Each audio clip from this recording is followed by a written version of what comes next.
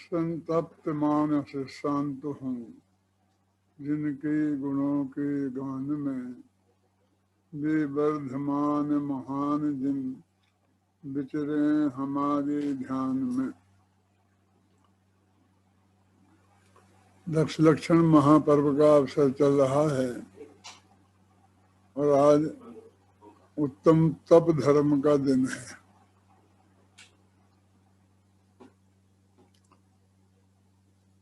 जिस तप धर्म के बारे में पूजन की पंक्तियों में ये लिखा हो कि तपर चाहें सुर राय, कर्म शिखर को वज्र हैं, द्वादश विधि सुखदाय, क्यों न करें हम सकति सम।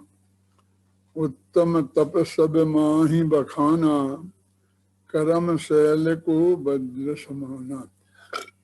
ये 3 पंक्तियां हैं पूजन की।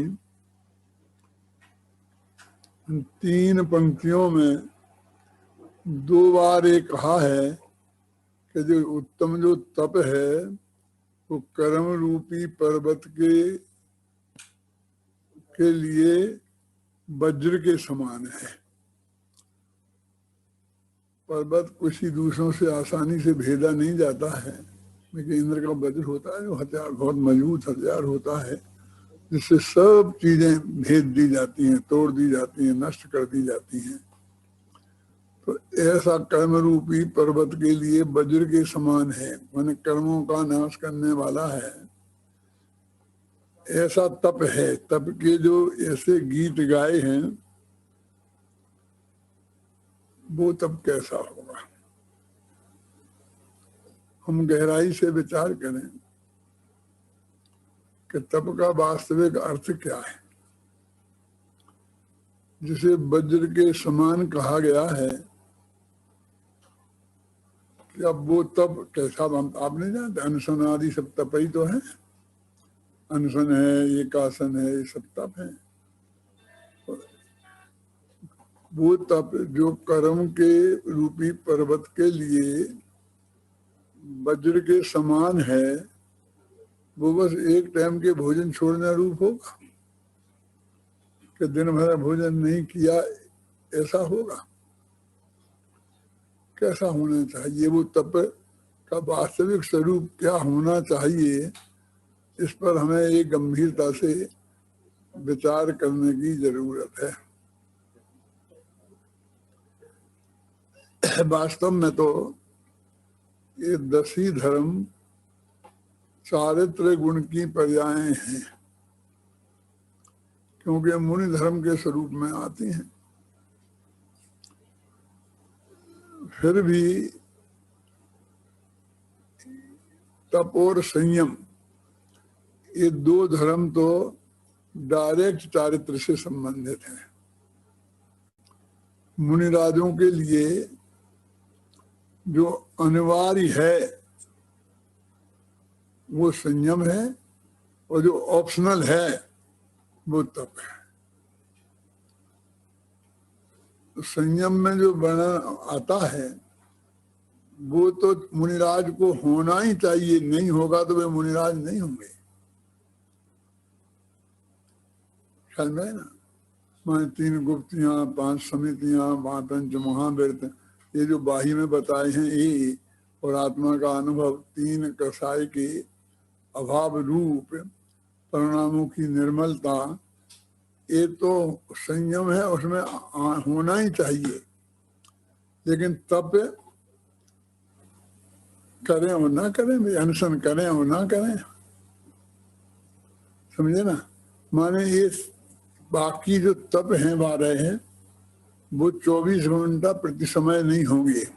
संयम तो प्रति समय होगा, होंगे तो सभी। तब क्या ध्यान नहीं होगा, क्या स्वाध्याय नहीं होगा, सब होंगे।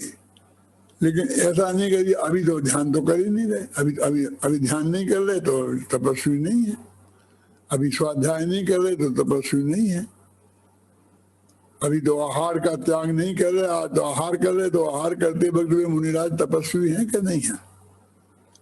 तपस्वी तो हैं, लेकिन वो तप 24 घंटा की क्रिया ऐसी नहीं है कि आप उसे 24 घंटे देखी जा सकेंगे।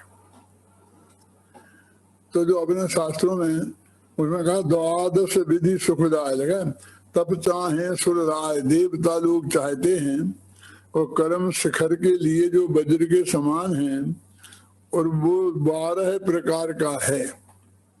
और क्यों न करें निज सकति सम, तो कहते ये आत्मा निज शक्ति के संसार उन्हें क्यों ना करे। इनका वर्णन तो मुनि धर्म की अपेक्षा से है, और श्रावक भी करे अनशनादि तो कौन रोकता है। सामायिक श्रावक करे, आत्मा का ध्यान भी श्रावक करे तो कौन रोकता है। स्वाध्याय भी श्रावक करे, तो क्यों ना करें हम सकति सम, हम सब मिलकर अपनी शक्ति के अनुसार उसे क्यों नहीं करें। ये जो 12 तप हैं, जिन्हें 6 को हम बहिरंग कहते हैं और 6 को अंतरंग कहते हैं। तो 12 तपों में अनशन, अमौदर्य, वृत्ति परिसंख्यान, रस परित्याग, विभक्त शय्यासन और काय क्लेश, ये 6 बाह्य तप हैं। और 6 अंतरंग हैं, प्रायश्चित, विनय, वैयावृत्ति, स्वाध्याय, वित्सर्ग और ध्यान। ये 6 अंतरंग तप हैं और 6 बहिरंग तप हैं। अभी इन तपों के संदर्भ में पहले तप से दूसरा तप महान है, दूसरे तप से तीसरा तप महान है, और ये महानता कई गुणी है। जो पहला तप अनशन है ना, और अंतिम तप ध्यान है, इनमें कितना अंतर हो गया उसी की हम थोड़ा अंदाजा करें तो हमें पता लग जाएगा कि पहले से दूसरा, दूसरे से तीसरा कितना महान है। उपवास 6 महीने के भी करे तो केवल ज्ञान होने की गारंटी नहीं है, और ध्यान अंतर मुहूर्त तक लगातार करे तो केवल ज्ञान होने की गारंटी है। अब समझ लो कहाँ 6 महीने और कहाँ अंतर मुहूर्त। यानी ध्यान नामक तप कितना ताकतवर है, कितना महान है कि अंतर मुहूर्त में केवल ज्ञान की प्राप्ति होती है। और उपवास के सब ध्यान लगातार करे तब होता है ना, तोड़ तोड़ के ध्यान में लगातार करे तभी होता है। उपवास भी तो लगातार ही करना पड़ता है कि बीच में तोड़ तोड़ के होता है। कि ऐसा हमने सुबह खाना खा लिया फिर उपवास है, फिर 12 बजे खा लिया फिर उपवास हो गया, ऐसा थोड़ी होता है। उपवास भी तो लगातार ही करना पड़ता है ना। जब हम ये बात कहते हैं तो कहते आप नकली उपवास की बात करते होंगे। तो आदिनाथ भगवान ने जो दीक्षा लिए थे और 6 महीने का उपवास किया था, तो वो असली था क्या नकली था। अभी हम दूसरे की बात करते थे तो असली नकली का भेद डाल देते थे और उसमें शंका खड़ी कर देते थे कि वो असली है कि नहीं है। तो अब ऋषभदेव भगवान का जो उपवास था उसको तो हम नकली नहीं कह सकते हैं ना, वो तो असली ही था 6 महीने का। और 6 महीने बाद भी आहार को निकले और भोजन नहीं मिला तो निराहार तो वे 13 महीना और 13 दिन ऐसे कुछ हैं, इतने दिन रहे। लेकिन 6 महीना तक तो बुद्धिपूर्वक आहार त्यागा था ना। और बाहुबली ने ध्यान में खड़े हो गए थे, तो 1 बरस तक के लिए खड़े हो गए थे। उसमें आता 1 बरस के लिए उनने आतापन योग लिया था, वो तो सामायिक में ही होता है। और नहीं हुआ केवल ज्ञान। और भरत चक्रवर्ती को अंतर मुहूर्त में ध्यान किया और केवल ज्ञान हो गया। ये दोनों उदाहरण हमारे पास शास्त्र के मौजूद हैं, और एक ही शास्त्र के, वही महापुराण, वही आदि पुराण, और वही एक ही परिवार के, समझ लो बाप बेटों का उदाहरण है। और तीर्थंकर तो महान होता है ना चक्रवर्ती से। तो महान का तो है उपवास का उदाहरण, और उन्हीं के बेटे को अपेक्षाकृत उनसे कमजोर होता है, वो है अंतर मुहूर्त के ध्यान का उदाहरण। इन दोनों बातों में कहीं भी शंका की रंच मात्र भी गुंजाइश नहीं है। तो आप समझ लो कि उपवास भी असली और ध्यान भी असली, नकली की तो यहाँ पर बात ही नहीं हो रही है, नकली की हम चर्चा नहीं करेंगे, ख्याल में आई ना। लेकिन ये असली उपवास और असली ध्यान, इनमें ध्यान अंतर मुहूर्त हो गए तो केवल ज्ञान होने की गारंटी है। शास्त्र में लिखा, कर्मण योग कहता है शुद्धोपयोग लगातार अंतर मुहूर्त तक रहे तो केवल ज्ञान हो जाता है। और ये भी शास्त्र में ही लिखा है कि 6 महीने के उन्होंने उपवास किए और फिर भी आहार को निकले, माने उनको मोक्ष तो हुआ ही नहीं, और ऐसा भी नहीं हुआ कि भी अब आहार की आवश्यकता नहीं, अभी आहार को निकले ही नहीं। तो वो भी बात बिल्कुल एकदम सच्ची है। तो दोनों में कितना अंतर है, सिर्फ इस अंतर का ज्ञान कराने के लिए मैंने आपको ये उदाहरण दिया है। अब अनुष्मन से हम बात शुरू करेंगे।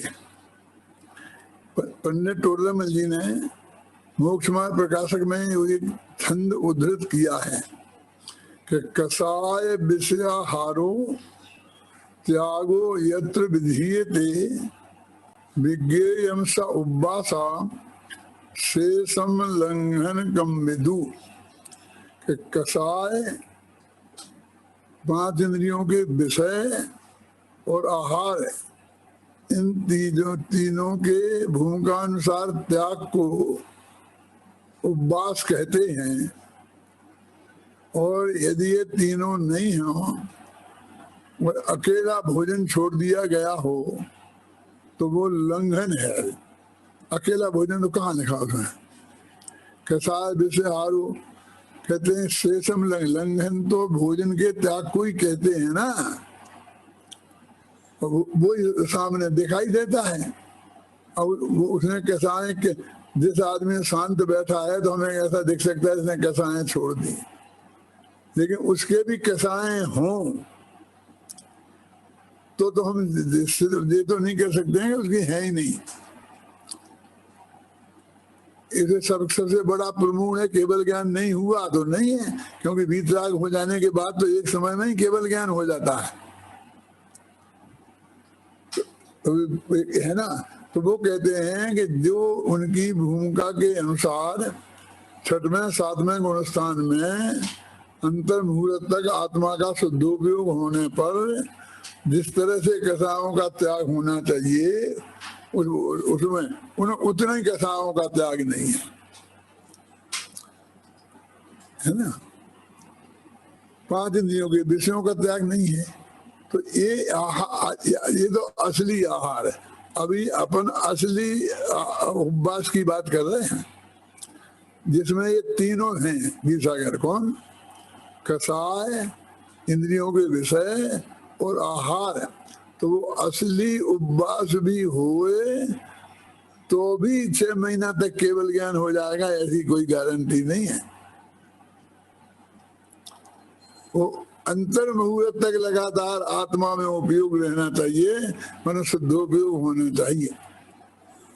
और ये तो बहिरंग तप है, तो ये बाहर के समान है, ये तो आहार से संबंध है, ये 5 इंद्रियों के विषयों के त्याग से संबंध है। तो इसलिए इन दोनों में बहुत फर्क है। लेकिन और भी जरा देखो कि सब ये तो ठीक है, लेकिन अनशन माने बिल्कुल आहार नहीं करना, ठीक है। और अमौदरी क्या है, कुछ ने आज तक जानने की कोशिश ही नहीं करी कि अमौदरी शब्द का क्या अर्थ होता है। सामान्य जनता की बात करता हूं मैं। ये जो 10 दिन उपवास करते हैं ना, और रामलीला मैदान में अंतिम दिन इनका सम्मान होता है, उनमें से 90% लोगों की बात कर रहा हूं मैं कि उनमें उनसे कहो अमौदरी क्या है, तो वे ऊपर आकाश की तरफ देखते हैं।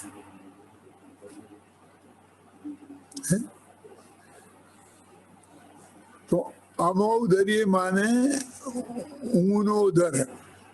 इसका अपने बिल्कुल अपन राजस्थानी में समझ लो, हिंदी में सीधा सरल शब्द कर लिया, उसका नाम रख दिया ऊनोदर।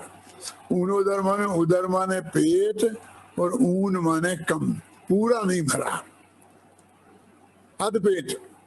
अब आधा पेट भी नहीं कह सकते कि आधा ही नहीं, थोड़ा कम हो, ज्यादा कम हो, और यहाँ तक भी जो एक दाना चावल का खाया हो और बाकी छोड़ दिया हो, वो भी ऊनोदर है।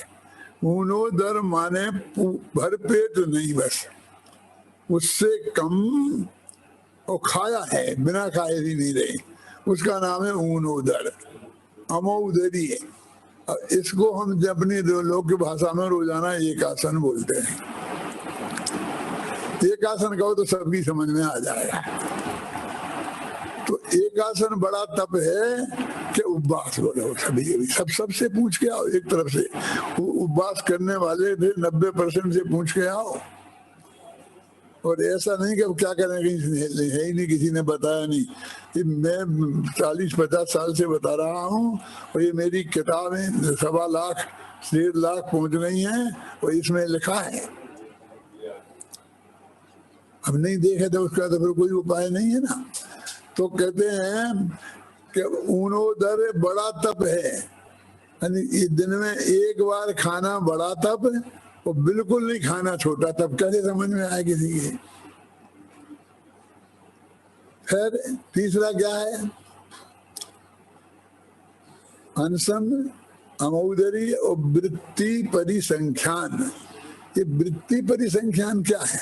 ये तो अच्छे से पंडितों के भी ख्याल में नहीं आता। कहते जब मुनिराज आहार को निकलते हैं, तो ये तो बात मुनिराजों की हो गई, गृहस्थों की रही नहीं। तो वे ऐसी प्रतिज्ञा लेके निकलते हैं कि मैं आज आहार को जा रहा हूँ, तो पड़काने वाले में मान लो 3 महिलाएं खड़ी होंगी, एक पुरुष भी होगा, और अथवा ये हाथ में ऐसा लोटा लिए होंगे। जो कुछ भी प्रतिज्ञाएं हैं, बहुत होती हैं, सरल कठिन सभी तरह की। उन प्रतिज्ञाओं को लेके निकलते हैं, और वो प्रतिज्ञा मिलेगी तो आहार करने जाएंगे, नहीं तो वे वापस लौट के आ जाएंगे। ये सब इंतजाम काहे के लिए है? क्योंकि पहले से सेटिंग नहीं हो जाए महाराज की। गृहस्थ महाराज से सेट कर ले हुए कि महाराज हमारे पधाराए हुए कि हम आ जाएंगे, तो इसलिए हम महाराज के क्योंकि डायरेक्ट इनडायरेक्ट अपने दिमाग में भी ऐसा बना रहता है ना, पहचाना सा चेहरा दिखता है और जाने का भाव आ जाए। तो उनने ऐसी प्रतिज्ञाएं ले ली कि ये वो प्रतिज्ञाएं के हिसाब से देखते हैं। तो अब देखो, यदि उनने ले लिया तो भरपेट खाना खाएंगे, और नहीं लिया तो नहीं खाएंगे। तो अब भी भूखे तो हैं, तब तो निकले हैं आहार को। खाना लेना तो है, और निरंतर मिल जाए तो पूरा खाना भी है, लेकिन उन प्रतिज्ञाओं के अनुसार मिलना जरा कठिन होता है।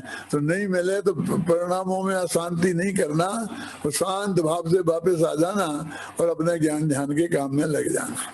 इसे बोलते वृत्ति परिसंख्यान। जहाँ महाराजों के आहार होते हैं, निकलते हैं, तो वहाँ जरा होता है कि ऐसी प्रतिज्ञा थी, ऐसी प्रतिज्ञा थी, ये नहीं मिली, ये नहीं मिली। तो लोगों को थोड़ा सा पता चलने लगता है कि भाई वृत्ति परिसंख्यान क्या है। तो भी ये नाम तो नहीं जानते हो, नाम तो नहीं बोल सकते हैं। अब ये वृत्ति परिसंख्यान में जो भरपेट खा लेंगे यदि प्रतिज्ञा मिल जाएगी तो भी जी उससे बड़ा तब। कैसे? क्या भी क्या देख रहा है तू? कि दूसरी जगह देख रहा है। वृत्ति परिसंख्यान माने क्या समझ आए ना? रस परित्याग। रस परित्याग माने 6 रस होते हैं ना, त्यागते हैं कि मैं 1 रस नहीं खाऊंगा, 2 रस नहीं खाऊंगा, 1 खाऊंगा, ये नहीं खाऊंगा। जैसा नीरस भोजन लेना उसे रस परित्याग कहते हैं, है ना। अभिव्यक्त संयासन और काय क्लेश, इनको बाद में समझ लेंगे अपन। ये 4 जो तप हैं, ये सीधे भोजन से संबंध है। कभी कभी मेरे को अंदर में विचार आता है कि ये क्या बात है, 12 में से 4 तप बंद, अकेले भोजन ही भोजन में चले गए। तो बाकी 23 घंटा क्या करेंगे?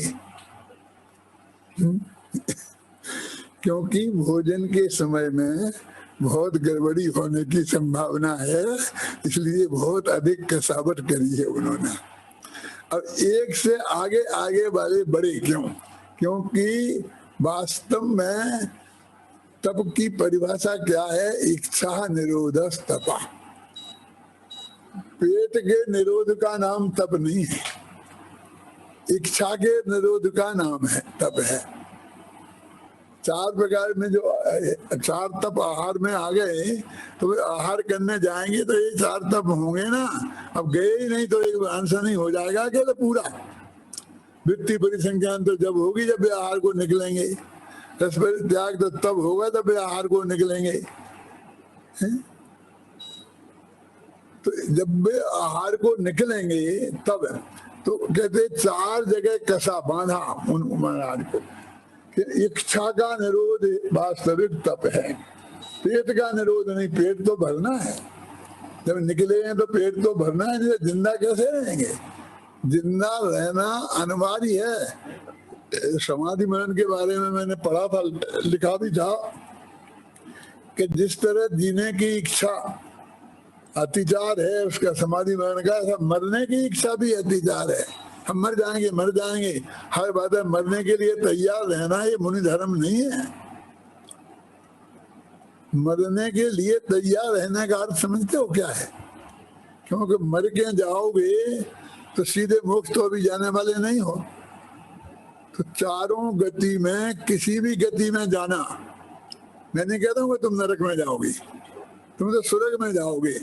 और भी जो तुम बढ़िया समझते हो, चक्रवर्ती होने वाले हो, कुछ भी सही तुम, तो भी माँ के पेट में जाओगे तो वहां वृत्त नहीं होगी। सम्ना दर्शन तो होता है माँ के पेट में, लेकिन वृत्त नहीं होते हैं भगवान जी। तो असंयमी होने वाले हो। वो मुनिराज तो सही नहीं है, तो कोई आदमी 6वें 7वें गुणस्थान में जो है वो 4थे में क्यों जाना चाहेगा? है ना? मरने की इच्छा का मतलब 4थे गुणस्थान में जाने की भावना है। आप ये समझ लेना। कुछ लोग बहुत डींग हाँकते हैं, मैं तो मरने को तैयार हूं, मैं तो हमेशा मरने को तैयार हूं।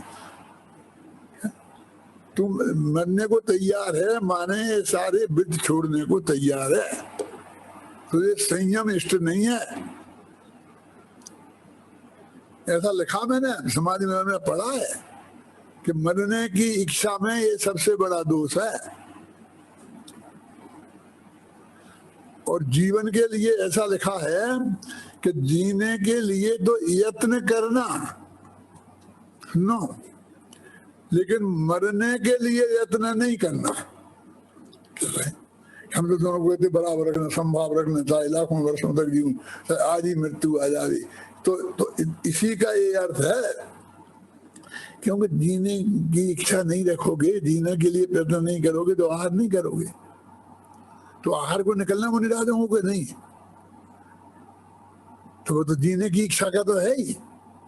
माने जीने के लिए इच्छा ही नहीं, प्रयत्न करना।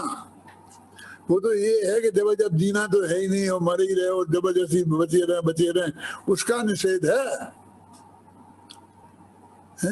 जीवन के लिए तो उन्होंने सब प्रयत्न बताए हैं। तो आहार में हमने बिल्कुल भोजन छोड़ दिया तो वो कहते नहीं है, भोजन बिल्कुल छोड़ दिया तो उससे में से ज्यादा हमने आमोदरी किया कि आधा पेट खाया, जा करके निरंतर आहार मिल गया, फिर 1 रोटी खा के चले आए, तो इसमें ज्यादा इच्छा का निरोध है। समझे ना? क्योंकि भोजन के पास जाना ही नहीं, निरंतराय आहार मिलना ही नहीं, भूख लगी हो, मन के अनुकूल आहार सामने निरंतराय मौजूद हो, और फिर भी खाना शुरू कर दिया और फिर आधा पेट आकर के रुक जाना बीच में, बहुत कठिन काम है। प्रयोग करके देख लेना, फिर तो जो कुछ होगा तो हो जाएगा। डॉक्टर ने कहा था कि सब एक ही रोटी खाना, ज्यादा नहीं खाना, अभी मुझे भूख लगी है मैं तो खा लेता हूँ। मेरे कहने का मतलब ये है कि इच्छा पे कंट्रोल नहीं होगा, ज्यादा निरोध नहीं होगा तो वो अमऊदरी माने एक आसन नहीं कर सकता है।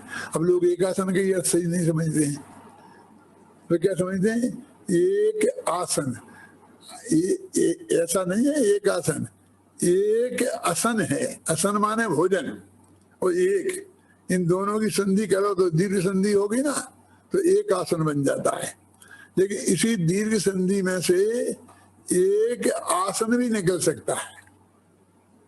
क्यों? इस दीर्घ संधि का नियम है छोटा छोटा बराबर बड़ा, छोटा बड़ा इक्वल टू बड़ा, फिर बड़ा छोटा इक्वल टू, दोनों बड़े हैं अभी भाई, चारों का परिणाम एक है। ख्याल में आई ना?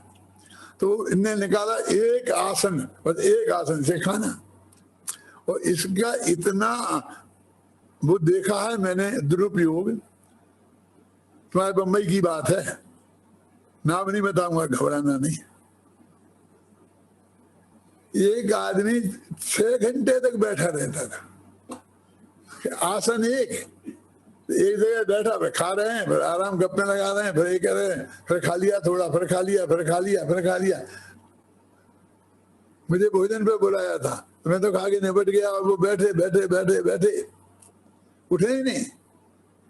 और फिर इतना ही नहीं कि एक जगह बैठे, यहाँ से धीरे धीरे खिसक खिसक खिसक के वहां तक पहुंच जाए, फिर चाय आ गई, फिर कॉफी आ गई, फिर ऐसे वो, मतलब वो उधर से ऐसा नहीं उठना चाहिए, ऐसे ऐसे खिसक के पहुंच जाए। अरे भाई साहब, आसन से कुछ लेना देना नहीं है, आसन है, उसे वो एक आसन समझते हैं और अपने को धर्मात्मा समझते हैं। और पंडित जी ने प्रशंसा कर दी कि उपवास से भी बड़ा तप है, इससे बढ़िया हमें और क्या होगा। क्यों? सबसे बढ़िया खाते रहे दिन भर, रहे ना ड्यूटी पे जाना, तो दिन भर खाने के आसन पे ही बैठे रहना। तो हमारे यहाँ योगासन का शास्त्र में सर्वोत्कृष्ट उदाहरण क्या है मालूम आपको? कि एक मुनिराज ने 1 महीने का उपवास किया,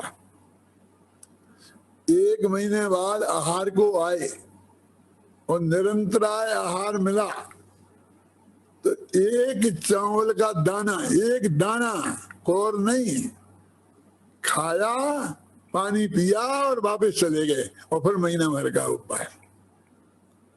ये अमोघ धैर्य का उत्कृष्ट उदाहरण है।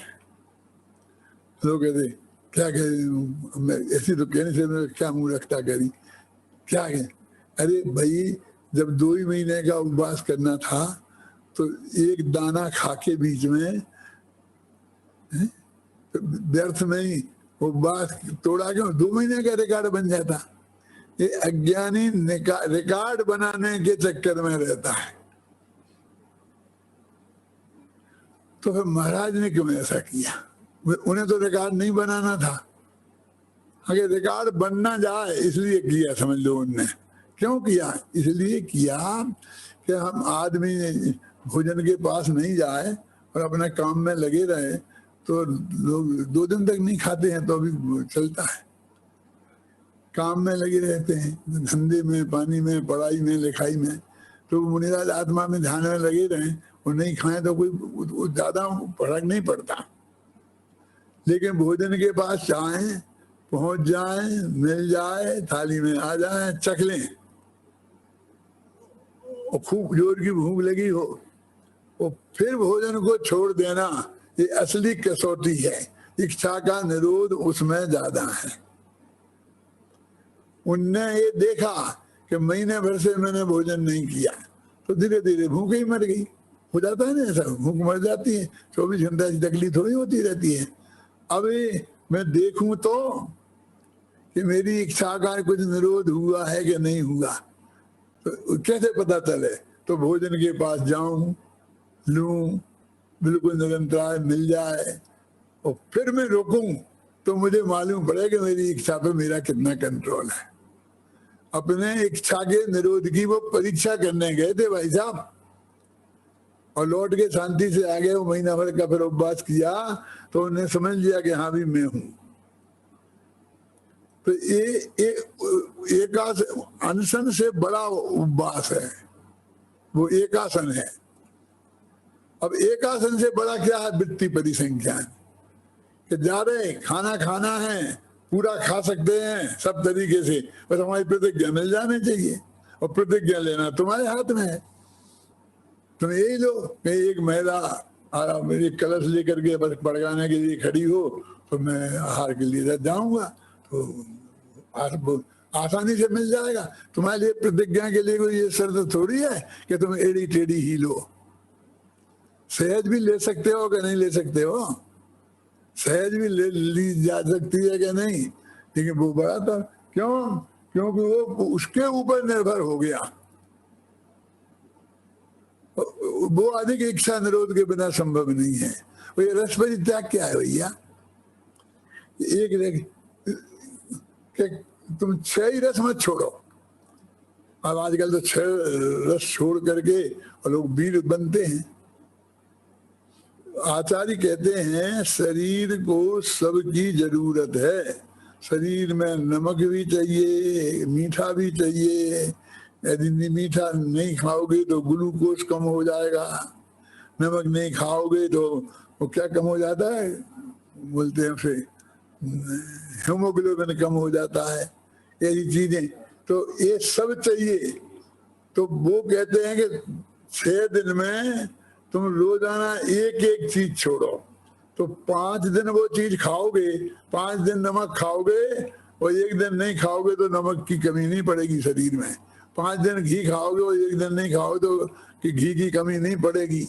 5 दिन चीनी खाओगे और 1 दिन नहीं खाओगे तो चीनी की कमी नहीं, मीठे की कमी नहीं पड़ेगी। ख्याल में आई ना? तो शरीर को से तो बैर है नहीं। शरीर को पूरी चीज मिल जाए और तुम्हारा रोजीना का भोजन बिगड़ जाए, स्वाद खत्म हो जाए। एक चीज नहीं डाली तो स्वाद फीका हो गया। नमक के बिना सब फीका हो जाता है कि नहीं हो जाता है?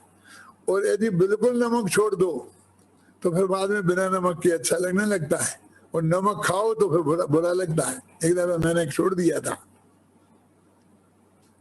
6 महीना नहीं, 1 बरस तक नहीं खाया नमक। क्या ऐसा नहीं समझे तुम ही लोग छोड़ते हो?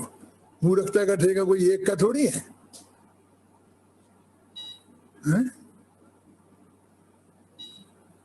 समझे ना? डॉक्टर लोग कहने लगे भैया ये शरीर में नमक की कमी हो गई, अब नमक तो लेना पड़ेगा। मतलब स्वाद, रोजीना का एक रस छोड़ा तो स्वाद बिगड़ गया, तो इच्छा का निरोध ज्यादा हो गया। हाँ, और शरीर में कोई कमी नहीं पड़ी, शरीर से कोई बैर विरोध थोड़ी था। सब चीज पोषक तत्व जो है शरीर के लिए वो पहुंच जाना चाहिए। कैसा उन्हें पोषक शास्त्र में तो लिखा है कि पोषक भोजन, यानी मैंने माल मसा मत खाओ, लड्डू बना के मत खाओ, इससे ज्यादा के वो है जो शरीर के लिए आवश्यक तत्व है, उसके लिए तो तुम गए हो आहार करने के लिए, उसका निषेध नहीं है। तो इस तरह ये 4 जो है ना, अनशन, अमौदर्य, वृत्ति परिसंख्यान और रस परित्याग, 4 तप हुए। ये 4 तपों में शरीर का बैलेंस, शरीर को किसी बात की कमी नहीं पड़े, शरीर स्वस्थ रहे और तो हमारी इच्छाओं पे कंट्रोल रहे, लोलुपता हमारी कम हो। इस दृष्टि से है ये बहिरंग तप भी। अब हम अपने अपने सोच लें कि हमारे ये होते हैं तो कैसे होते हैं, हम कहाँ तक मानते हैं, क्या अपेक्षाएं हमारी हैं। हमारी तो महीनों पहले से तैयारी चलती है पर्यूषण की, और उसके पहले जो पंचमी आती ना, उसके 2 दिन पहले आती है रोट तीज, माल मसाला, और इतना मोटा रोटा बनता है, इतना मोटा है, और उसमें घी भी डाल करके और बढ़िया माल मसाला माना के डालते हैं और खूब जम के खाते हैं। क्यों? क्योंकि अभी खाने को प्रतिबंध लगेगा, हैं? 2 दिन पहले से बढ़िया करके खाते हैं। और चतुर्दशी के दिन जाओ तो बाजार में सारी सब्जियां गायब। क्यों? कि अब कल खत्म हो जाएगा, फिर हम हरी खाएंगे नहीं, तो बढ़िया लोग हरी नहीं खाएंगे तो सब बढ़िया ले जाएंगे, तो बाजार में भाव महंगा हो जाएगा, पूर्णमासी के दिन जाएंगे तो पहले से खरीद के रखते। अरे भाई तेरे को भी उसका विकल्प बना रहा, तो वो तो जो हमारी जिस बात के लिए हमारे जो 4 प्रकार के आहार में जो मर्यादाएं शास्त्र में बताई है ना, उस मर्यादाएं। अभी मैं तो विधान की पूजन में बैठा हुआ था, तो वो विधान मैंने पहली दफा ही किया था। वो बस ही उपवास और उससे जो हो जाओ क्या और कितने कितने नाम दिए थे। मैं तो ये नाम भी नहीं जानता हूँ अभय कुमार जी। वो पबैया जी ने लिखा है ना विधान, तो कौन कौन से नाम तुम्हें याद है? 2-4 नाम गिना बेटा। फलाने 21 दिन, फलाने दिन पारना, फिर 127 दिन, इतने दिन ऐसे गिन के कह रहे। अरे वो सब मुनिराज कहाँ गिनते फिरे, कहाँ गिनती रखें? उन्हें तो कल का ही पता नहीं है कल भोजन में क्या खाया था। वो इतनी स्मृति नहीं रखें, और ये तो इतनी स्मृति लगा के करें, और उसको बात को कह रहे। अरे बहिरंग तप से अंतरंग तप बहुत महान है। अभी मैंने ध्यान नाम के तप का बताया ना,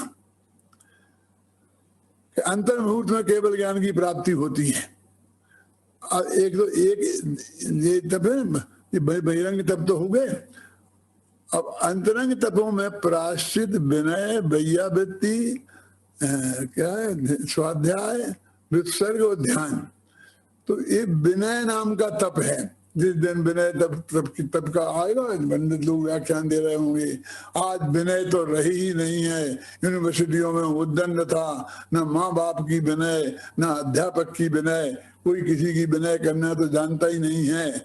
और लोग वहां शुरू करेंगे, भैया क्यों कॉलेज और स्कूल से और माँ बाप से क्या लेने देना है विनय तप का? कॉलेज तब तो मुनिराजों के होता है ना। ये तब किन तपस्वी तो मुनिराज होते हैं ना, मालूम। संयम मैंने बोल दिया अनिवार्य है, वो तप ऑप्शनल है। तो पहले संयम होए तब होता है। आप समझिए ना कि आप सप्तमी का एक आसन करें, नवमी का एक आसन करें, तो अष्टमी का उपवास होता है। ऐसा नहीं कि सप्तमी के दर्द तो खूब 7 दफे खाते रहे और अष्टमी को उपवास और नवमी से फिर सुबह 5-6 बजे से शुरू कर दिया। ऐसा नहीं होता है। तो ये जो तप है विनय, तो विनय का ना देखो, ना तो स्कूल के विनय से मतलब है, ना अध्यापकों की विनय से मतलब है, ना माँ बाप की विनय से मतलब है। विनय 4 प्रकार की होती है, जानते हो ना? तुमको छोड़ो, तुम तो पंडित हो, लेकिन अपनी सभा में बैठे हो तो 100 में से 80 आदमी नहीं जानते होंगे। दर्शन विनय, ज्ञान विनय, चारित्र विनय और उपचार विनय, ये 4 विनय के भेद हैं। ये जितने लोग मुझे दिख रहे ना, इनमें से कितने जानते थे? पहले से हाथ उठाओ। आधे तो ऐसे निकलेंगे कि जो नहीं जानते थे। मेरे कहने का मतलब ये है, तो कहते उपचार विनय में तो आ जाएगा ना, माँ बाप की विनय नहीं आएगा, अध्यापक की विनय नहीं आएगा। क्यों? धर्म के क्षेत्र में उपचार भी धर्मात्माओं की में लगता है। दर्शन की विनय, निश्चय विनय, और सम्यक दृष्टि की विनय व्यवहार विनय, ज्ञान की विनय निश्चय विनय, और ज्ञानी धर्मात्मा की विनय उपचार विनय, चारित्र की विनय निश्चय विनय, और चारित्र बंध की विनय ये उपचार विनय। उपचार विनय में भी दर्शन ज्ञान चारित्र बंध मुक्ति मार्गी ही आएंगे। ये तुम्हारे लौकिक व्यवहार वाले कोई नहीं आते हैं। इसका मतलब ये नहीं कि सबकी अभिनय करना चाहिए, मैं कह रहा हूं सबके साथ सद्व्यवहार तो करना ही चाहिए। असद व्यवहार के लिए कहीं भी कोई स्थान नहीं है। क्यों जी? कोई असद व्यवहार बोले, असभ्य भाषा बोले, जो बोलना नहीं चाहिए है, तो हमें विनय तप के हिसाब से उसका भी समर्थन करना चाहिए, है? कहने अब उसकी गलती, अरे उसकी गलती है कि नहीं गलती है, लेकिन तुझे अपनी जबान बिगाड़ने की कहाँ जरूरत है, ऐसे गंदे शब्दों का उपयोग करने की कहाँ जरूरत है? उस पर कंट्रोल नहीं होना चाहिए। और सुने ही नहीं, कहे कभी सुने नहीं, जरा मर्यादा में रहना चाहिए, अपन को ऐसा नहीं बोलना चाहिए। नहीं कि मैं, तुम डरते हो, हम सब डरपोक है ना, अब तुम सब वीर बन जाओ। क्यों?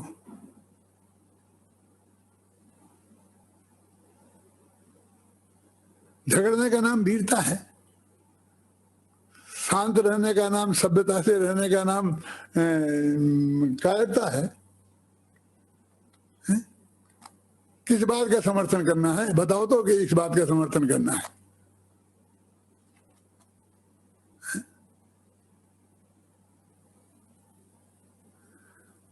देखो, गंभीरता से हमें विचार करना चाहिए कि वो कहते क्या विनय, विनय कहाँ होनी चाहिए? श्रद्धा, ज्ञान और चारित्र, ये निश्चय विनय, इसको तो, ये तो अपने अपने भाव हैं, तो ये तो अपने आत्मा ही की विनय हुई, ये तो दूसरे की विनय का इसमें कोई संबंध ही नहीं है। और उपचार में है तो धर्मात्माओं की विनय की बात है, जो धर्मात्मा नहीं है उनकी विनय की बात कहाँ है? तो उनकी अभिनय करना चाहिए, ये तो नहीं कह रहे हैं यहाँ पर। तो विनय तप को भी हम सही रूप में नहीं समझते हैं। विनय 3 प्रकार की होती है, शास्त्र में पढ़ी है आपने। एक विनय नाम का मिथ्यात्व, एक विनय संपन्नता नाम की सूर्यज्ञान भावना, और एक विनय नाम का मार्दव धर्म। तो विनय धर्म भी है, और विनय पुण्य भी है, और विनय पाप भी है, और टॉप पर है विनय नाम का मिथ्यात्व, सबसे बड़ा मिथ्यात्व। विपरीत एकांत विनय के संशय ज्ञान कुनय की। विनय संपन्नता नाम की बड़ी, सबसे बड़ा स्वभाव तीर्थंकर प्रकृति बने, और मार्गव धर्म वे भी महान है। सही जगह विनय होए तो कर्म काटे, और गलत जगह हो जाए तो धर्म को काट दे। माथा तो एक ही है, गलत जगह नहीं नमना ये तो धर्म है, लेकिन किसी को गालियां देना ये धर्म नहीं है। क्या? निंदा करना ये धर्म नहीं है किसी की भी। बहुत गंभीरता से विचार करने की बात है। और ऐसा नहीं कि आज तक ही, आज तक तो ठीक, जो कुछ हुआ सो हुआ, आज तक नहीं मानी, कल से मानने को तैयार हो, कल से भी मानने को तैयार नहीं है, तो हम क्या कर सकते हैं? बोलो, क्या कर सकते हैं? बोलिए। ये जो वस्तु का स्वरूप ये है कि विनय कहाँ? तो विनय अपने आत्मा में झुकना, उसका नाम विनय है। हमारा ये माथा सड़ा नारियल नहीं है कि हम चाहे जहां छोड़ दें। जिसने अपने माथे की कीमत नहीं की, उसकी कौन कीमत करेगा? है? तो ये विनय नाम के तप को भी हम सही नहीं समझते हैं, और जो करते हैं विनय नाम के मिथ्यात्व का सेवन करते रहते हैं। न हमें न ज्ञानी का न अज्ञानी का कोई विचार नहीं है, न कोई मर्यादा है, न कोई चीज है। विनय के बाद वैयावृत्ति आती है। देखो अभी समय बहुत कम है और बातें बहुत बतानी है, मुझे स्वाध्याय और ध्यान के बारे में बहुत बताना है। इसे देखिए, वैयावृत्ति नाम का तप। वैयावृत्ति किसे कहते हैं? आप नहीं जानते हैं? नहीं, हम तो नहीं जानते हैं, लेकिन आप तो जानते हैं ना, हम तो करते भी हैं। क्या करते हो? वैयावृत्ति जानोगे जब तो करोगे। बिना सोचे समझे दिन रात में चाहे जिसके पैर दबाते रहना, उसका नाम वैयावृत्ति नहीं है। क्या? मैं आपसे एक बात पूछता हूं कि वैयावृत्ति नाम का जो तप है, वो जो पैर दबाता है उसे होता है, वो है तपस्वी, कि जो दबवाता है वो है तपस्वी? बोलो भाई, क्या नाम तुम्हारा? क्या नाम क्या नाम है भैया? अरुण जी, क्या तप है बोलो? पैर दबवाना तप है कि पैर दाबना तप है? यदि पैर दाबना तप है तो गृहस्थ तपस्वी हुआ, महाराज तपस्वी नहीं हुए। और तपस्वी तो महाराज है। और दबवाना तप हुआ, इससे बढ़िया और क्या काम होगा? हम तो ये तप 24 घंटा करने को तैयार हैं, कि लोग हमारे पैर दबाते रहे। अरे पैर दबाने का संबंध इससे नहीं है। वैयावृत्ति में पैर भी दबाए जाते हैं, चिंता की बात नहीं। कोई मुनिराज हैं, बहुत ज्यादा बीमार हैं, वृद्ध हो गए हैं, और ऐसी स्थिति है कि उनके सारा शरीर में पोर में दर्द हो रहा है, सामायिक में मन नहीं लग रहा है, और ऐसी स्थिति में उनके परिणाम बिगड़ रहे हैं। तो उनके परिणामों को स्थिर करने के लिए कोरा उपदेश दोगे ना, तो उसे गुस्सा आता है। अब वो चिल्लाने लग गया, पानी पानी पानी पानी। शास्त्र में ये लिखा है कि जब वो पानी पानी मांगे तो पहले एक गिलास पानी लाओ और पानी दिखाओ, ये पानी आ गया, तुमने मांगा था। लेकिन अब मेरी एक बात सुनो कि तुमने कितना पानी पिया और आज तक प्यास बुझी, और ये पीने की बुझ जाएगी, और एक दफा भ्रष्ट हो गए तो तुम नरक निगुद जाओगे, और नहीं तो फिर इसी जगह जाओगे कि जिंदगी भर एक बूंद पानी नहीं मिलेगी, और 3 समुद्र का पानी पी जाओ तो भी प्यास नहीं बुझे। क्यों? फिर समझाओ। यदि पैरों में बहुत दर्द है तो पहले पैर दबाओ, फिर समझाओ, तो वो तुम्हारी बात सुनेगा भी और समझेगा भी। तुम कोई बातों में से समझाओ तो नहीं, लेकिन बिना मतलब से नहीं, खुशी ना खुशी, हमें भी कुछ नहीं है, तुम्हें भी कुछ नहीं है, और तुम हमारे पैर दबा रहे, तुम खुश हम खुश, और अपने आराम से घंटों समय बर्बाद कर रहे। ये वैयावृत्ति तप है? कहीं धर्म से चिग रहा हो तो उसे उसी में स्थापित करना, जैसे भी विधि से हो। पैर दबाकर हो तो पैर दबाकर, समझाकर हो तो समझाकर, जैसे भी हो तैसे उसे स्थिर करना, अपने को स्थिर करना, ये वास्तव में सच्ची वैयावृत्ति है। और मुझे तो स्वाध्याय की बात करना है। मैं एक उदाहरण देता हूं कि 2 सगी बहनें हैं, जुड़वा, और दोनों ही धर्मात्मा हैं, माँ बाप भी बहुत धर्मात्मा हैं। अब एक बहन इस स्वाध्याय करने वालों के चक्कर में आ गई है, तो दिन भर स्वाध्याय करती है, पढ़ती है, लिखती है, करती 4 घंटा 6 घंटा रोजाना, और तत्व ज्ञान का अभ्यास करती है। और दूसरी बहन व्रत उपवास आदि करती है। अब आप समझिए, आज संयम धर्म का दिन है, क्यों 6वां दिन, 7 तप का है ना, 7वां दिन है।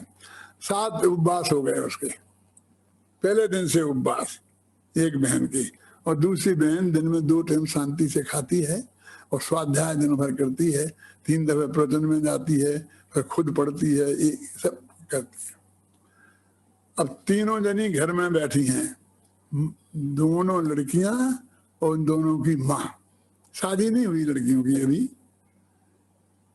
अब अंदर से किवाड़ बंद थे, किसी ने बाहर से आके घंटी बजाई, तो तीनों में से कोई नहीं उठा किवाड़ खोलने को। फिर दूसरी घंटी बजाई, फिर भी नहीं उठा, तीसरी घंटी बजाई, फिर भी नहीं उठा। तो एकदम अम्मा जी को गुस्सा आ गया। आज गुस्सा तो आ सकता है, आज क्षमा का दिन थोड़ी है आज तो तप का दिन है। गुस्सा आ गया, क्यों उठते क्यों नहीं हो, किवाड़ खोलो, घंटी बज रही है इतनी देर से। तो नाम नहीं लिया किसी का, दो फिर नहीं उठी। तो फिर उन्होंने जो पढ़ रही थी ना उसको, क्यों नहीं उठती नहीं है, किवाड़ खोल जाके। मुझसे क्यों कह रही है, मैं पढ़ रही हूं ना। वो लेटी है, उससे क्यों नहीं कहती हूं, चुप रहे। तूने क्या किया? उसने तो उपवास किया।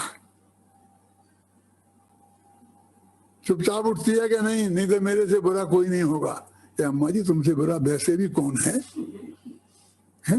लेकिन ये बात बताओ, मुझसे क्यों कह रही, मुझसे क्यों नहीं करती? कि उसने वो कुछ खाली लेती है आराम से, और मैं पढ़ रही हूँ तो मेरी तो पढ़ाई में डिस्टर्ब कर रही हूँ आप, स्वाध्याय में, स्वाध्याय नाम के तब में डिस्टर्ब कर रही हूँ आप हैं। बताओ किसको उठना पड़ेगा? क्योंकि कोई मानता ही नहीं है कि वो तप कर रही है। वो स्वाध्याय वाली को तप ही नहीं मानता, और अनशन वाले को सब तप मानते हैं। 10वें दिन जुलूस निकलेगा हाथी पे बैठा करके, बढ़िया बढ़िया सुंदर सुंदर साड़ियां कपड़े पहन के, गहने पहन के, जैसे दुल्हन जैसी सज करके निकलेगी, समझे ना। और सब गांव वाले आएंगे और घर में वो उनको आहार दान होता है। अब जी एक दफा मैं फंस गया था, नाम भी बता सकता हूँ किसके यहाँ, अब अपना मिलने वाले हैं तो हाँ मेरी बच्ची ने उपवास किए हैं, आज आज आज पालना है, आपको चलना पड़ेगा। मैंने कहा मेरे को मत ले जाओ। नहीं नहीं नहीं, आपको थोड़ा आधा घंटा प्रवचन रखेंगे, हम सब लोगों को बुलाएंगे आपसे। मैंने कहा मेरे से मत करवाओ प्रवचन उसका, नहीं माने। अब कुछ मित्र होते हैं ना ज्यादा घनिष्ठ, अब अभय जी आपको कैसे मना करूं, आप कहोगे तो जाना ही पड़ेगा ना। तो मैं गया। अब वो खैर जो भी हो गया वो तो हो गया, लेकिन मेरे से कहे कि आप इनको आहार दो। मेरा गजब हो गया। सब लोग ऐसा एक एक चम्मच वो क्या था, काय का पानी था, क्या होता है वो, ऐसा ऐसा दे रहे थे। और मुझसे कहा कि आप दो। मैं कहा मुझे आहार देना पड़ेगा?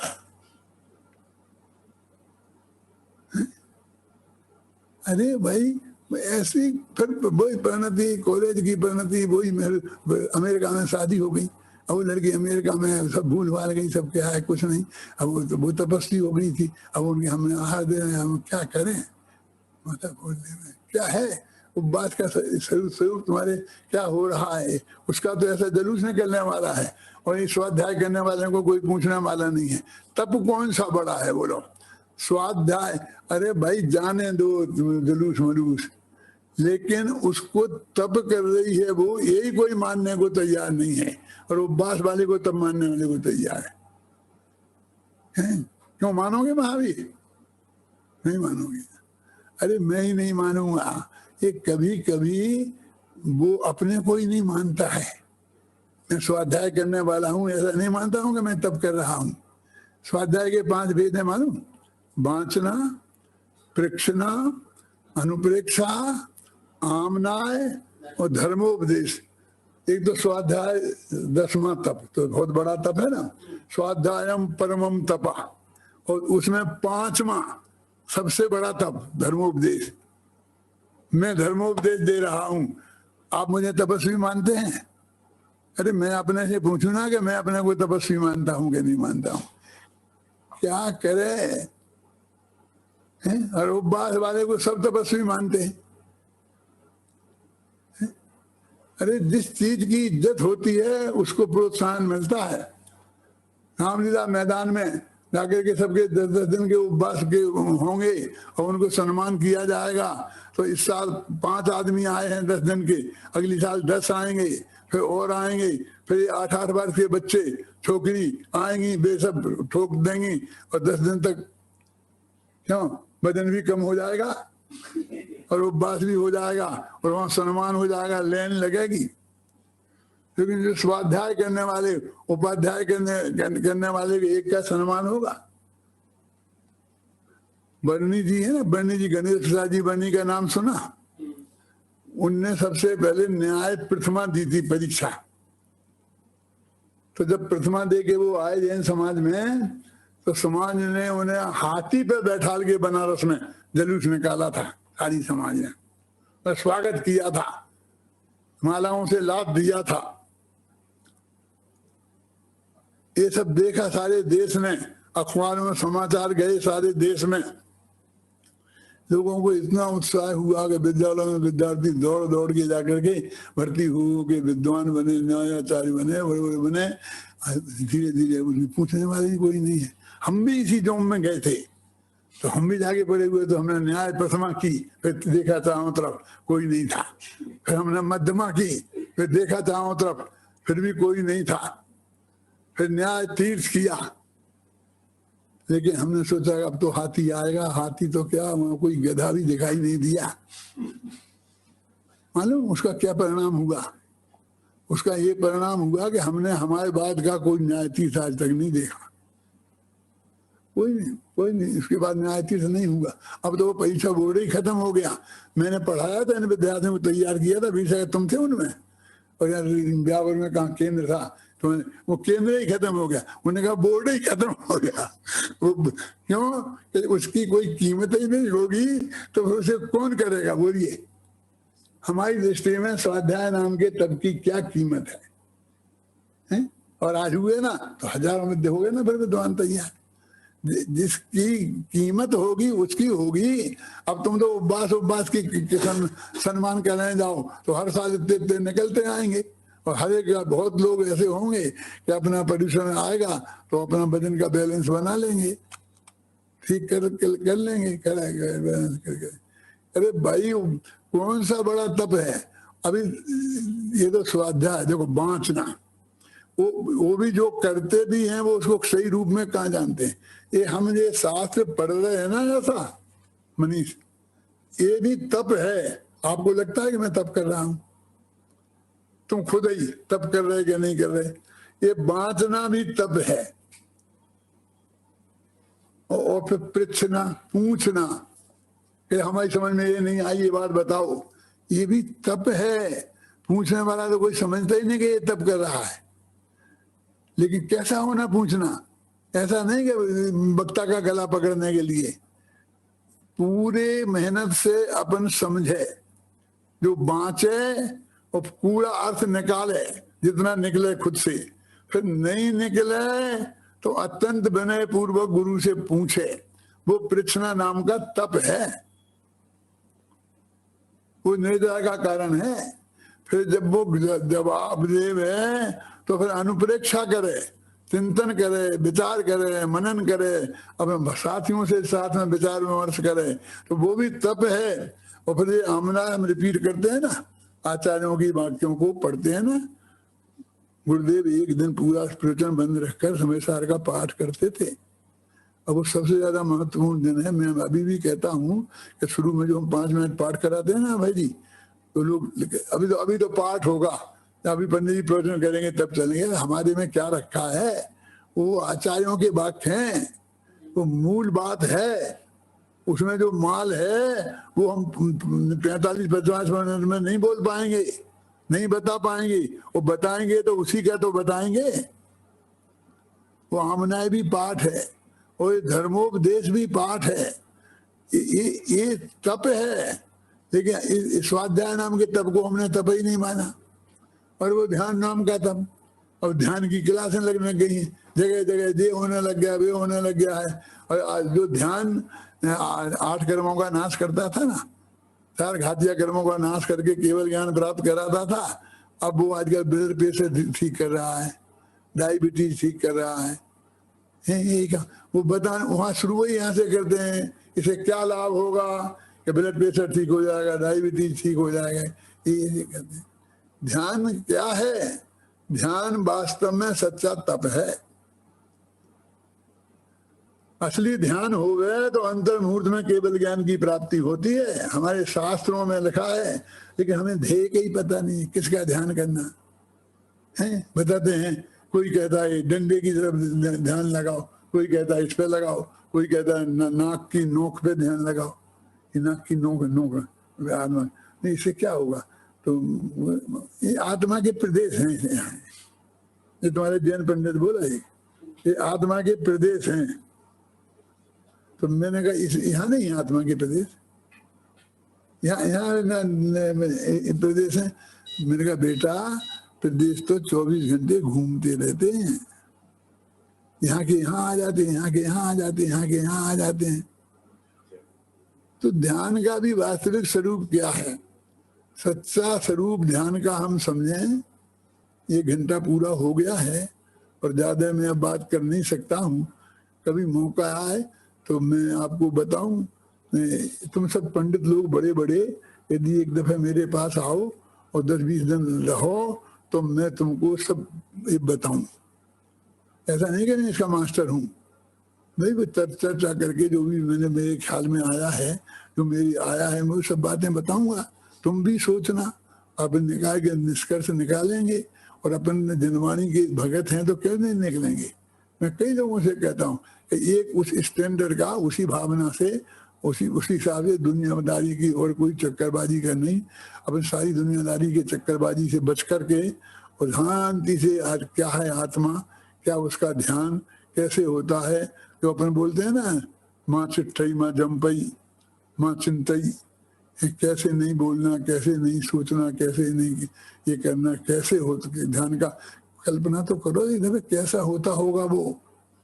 मैंने तो सैकड़ों दफे सोचा है कि आदिनाथ महावीर इस पर्वतों की चोटियों पर जाके क्या करते होंगे,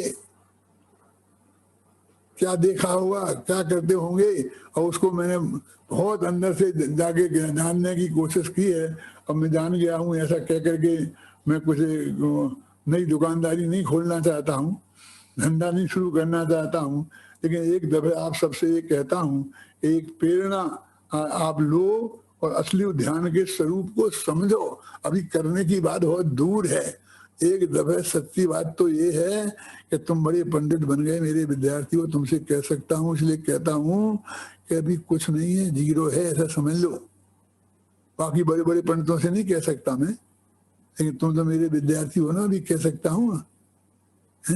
ये मेरा अभी 85 वर्ष का हो गया हूँ तो कह सकता हूँ, कल मर जाऊंगा तो फिर 2 वर्ष का हो जाऊंगा, 4 वर्ष का हो जाऊंगा, तो तुमसे कहने का भी नहीं रहूंगा। क्यों है? क्यों अभय जी? अभी तो कह सकता हूँ मैं अभय, तो सोच भाई सोच है, और कल नहीं कह पाऊंगा। एक तरह से गंभीरता से विचार करो कि वास्तव में धर्म क्या है। इतना जितना समय गया वो गया, अब कुछ अपने लिए ही समझ लो, अपने लिए, बस प्योर अपने के लिए। अब कुछ समय तो हम अपने लिए दें, प्योर अपने लिए दो और असली धर्म का स्वरूप समझो। वो तब क्या है वो हमारे ख्याल में आवे और उससे हमारा कुछ काम होवे। इसी मंगल भावना के साथ मैं अभी की बात समाप्त करता हूँ।